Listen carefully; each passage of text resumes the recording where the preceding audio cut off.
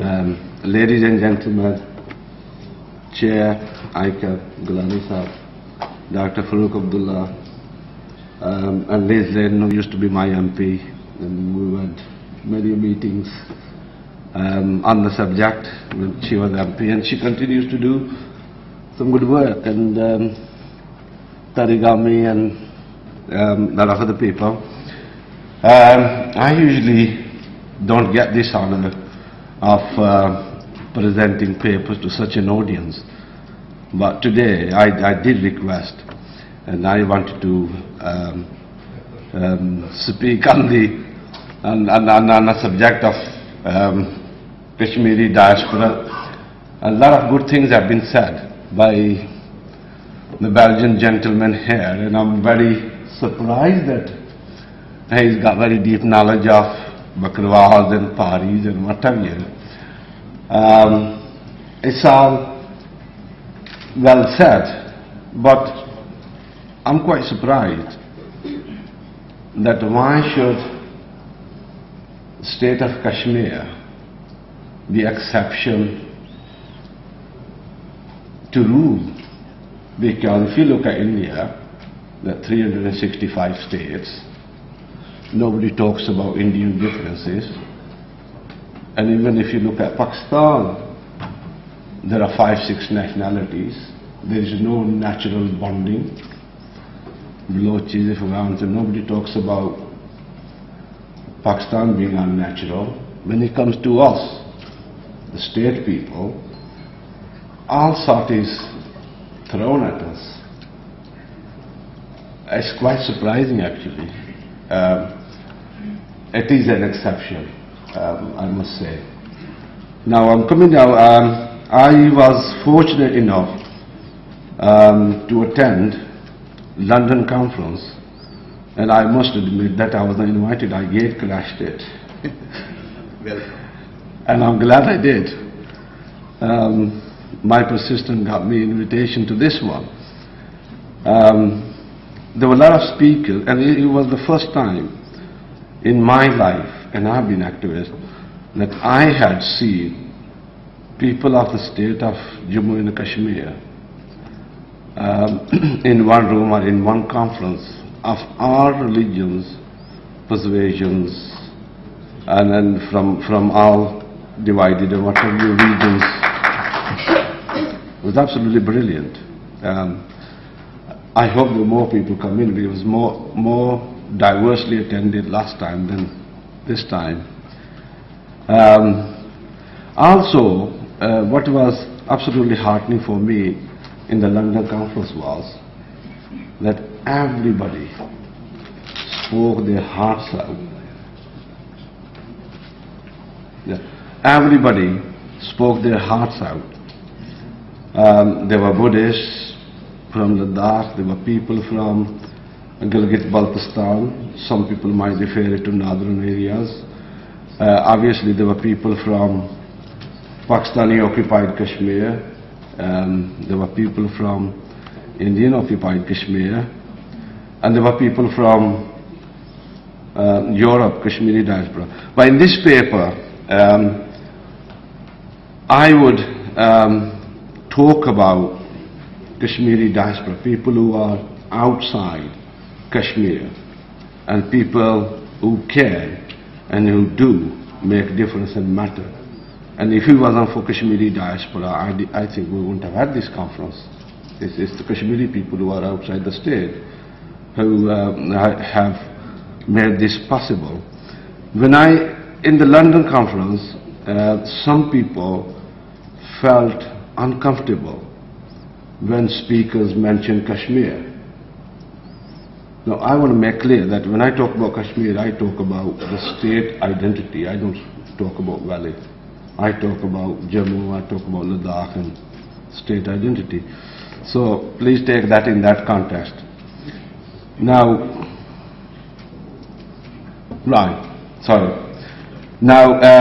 my first point is, people here have spoken about Kashmiri inclusion. Fine, yes. Of course, Kashmiri, the Dr. said, Kashmiris are Kashmiri are the party in this whole mess, which has been created for certain reasons. But let us, and then the person conducting said, don't go into history, and I will very briefly go into history. You look at 1947, United Nations, India and Pakistan, Kashmir is excluded.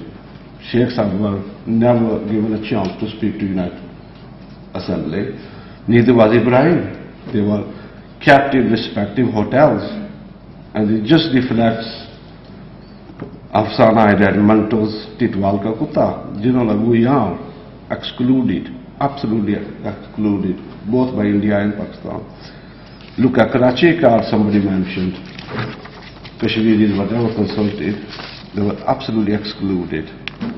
And then Indus Basin Treaty and other dams and materials, absolutely excluded. You look at Tashkent Treaty, Kashmiris were excluded. Shimla Agreement, Kashmiris are included. Even recent Mangla Dam, can't generalize the agreement. There were no Kashmiri person. The Pakistanis came up, signed it.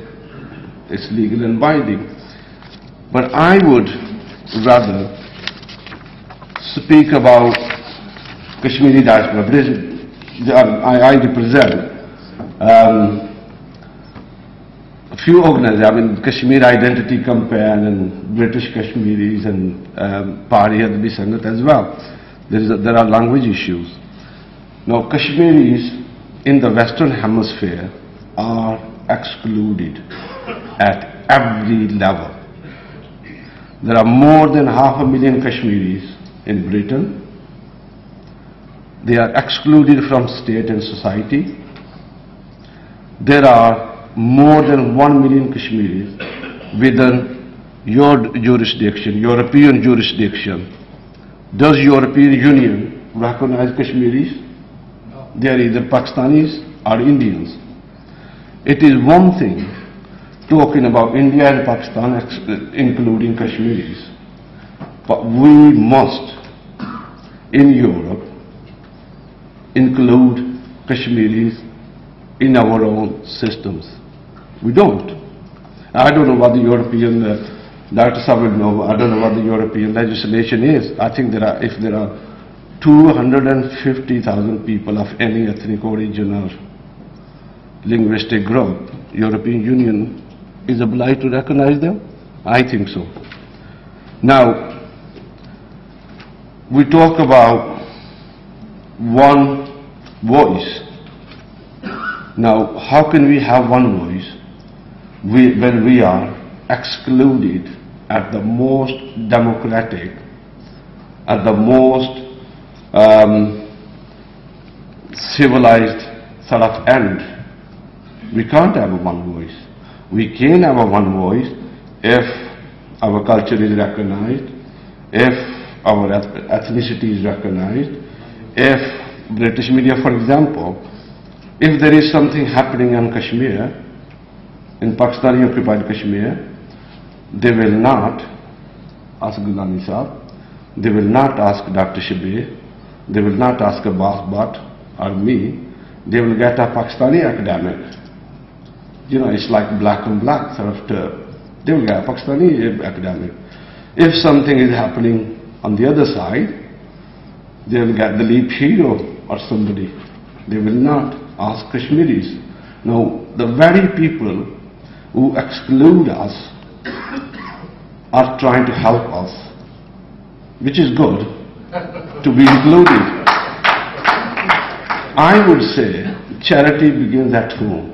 I would say recognize Kashmiris at EU level, not as a country, but at least as an ethnic group, and recognize us where our Kashmiris live. That is only sensible. Now, a lot of people think when Kashmir is free, we automatically will be recognized, but we probably won't be. And I'll tell you how it is hindering peace process. I know of some people who have gone from England to fight jihad in the valley of Kashmir, And some of them have come back, and I have interviewed them. They were not fighting for Kashmir. They had no identity. And because they had no identity, they were not accepted by Indians. They were not accepted by Pakistanis. Everybody needs identity. They sought Islamic identity, and the right-wing organizations recruited them, and they ended up fighting in Srinagar. This is what is happening to our youth. Why have senses? Why have senses? You have senses, we have senses. Senses informs us about communities, groups, ethnic groups, socio-economic situation, so that the resources can be channeled. And if you look at, especially in Britain, if you look at the Kashmiri community, they are absolutely at the bottom of the attainment table, because a child going to school, a confused child going to school with no identity, and if he says, I'm Pakistani, Pakistani will say, well, you speak Pahari, you are a Mipri, you are not Pakistani, you are not Indian. The prime example is Shams Rahman over there.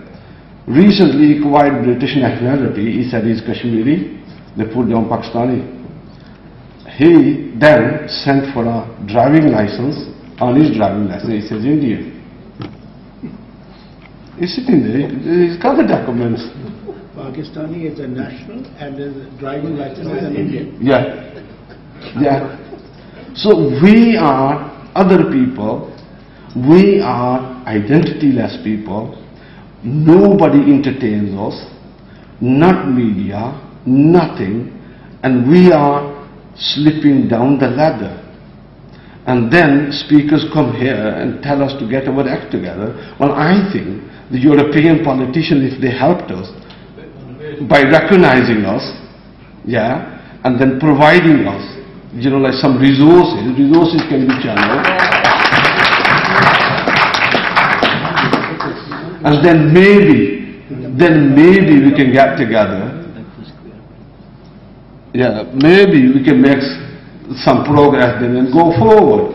And I keep saying this over and over and over again, because I cannot emphasize enough. Yeah. Now, because we are not recognized there, because nobody listens to us, because we have no leadership, because of no recognition, we can't have any resources, we can't help the peace process back home. Now, look at this, and I think on this point, in both India and Pakistan are absolutely in harmony. They want to keep us out of system. They do pressurize. And I know, we had an early day motion in British Parliament, and I know in both Indians and Pakistanis made representations to Jack Straw then, because I know Jack, and I've had few meetings. They made representations saying that, well, it's a political problem and you can't recognize and this. And on this point they are agreed. And back home, they are trying to deny us of our Kashmiriyat through various channels. Look at Gilgit-Baltistan, somebody mentioned. They've suspended state subject. Look at Azad Kashmir, for God's sake. All the Kabilis are getting state subjects and I can't get it, because I haven't got enough time to go and talk to Commissioner, and all the Kabilis are state subject people. If they go into my house, I can't reclaim it because I'm out of the system. That's a human rights issue.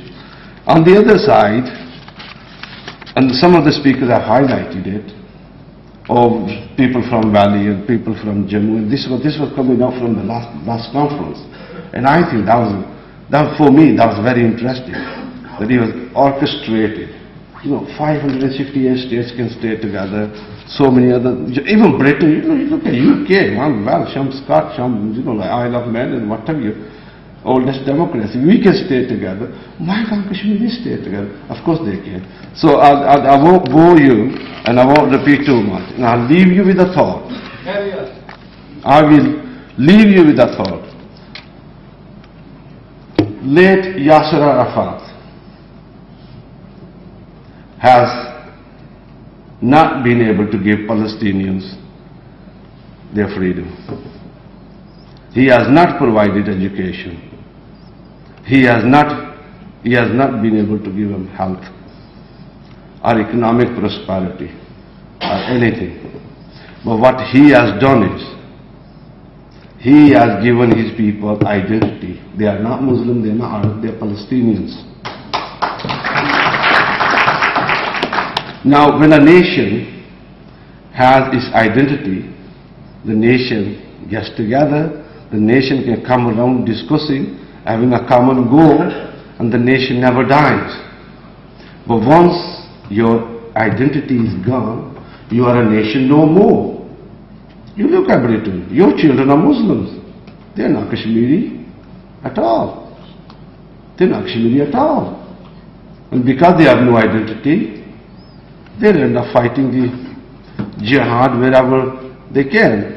And now, before Yasser Arafat, somebody gave us that identity as well, be it by popular demand.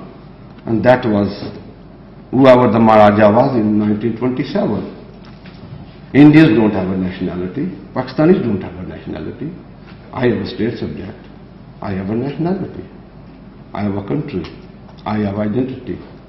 And I want to maintain that identity, and from that identity I want to build towards peace, a united Kashmir, and not Muzaffarabad, Srinagar, Poonch, Rawalakot, Mirpur, Nashara, the whole routes, freedom of movement and what have you. But that is only possible if I exist, if I have my identity. If I don't, I'm doomed.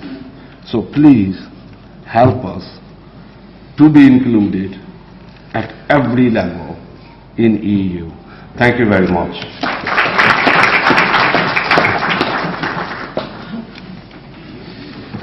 This was Mr. Ali Adalat, who spoke very passionately regarding his identity.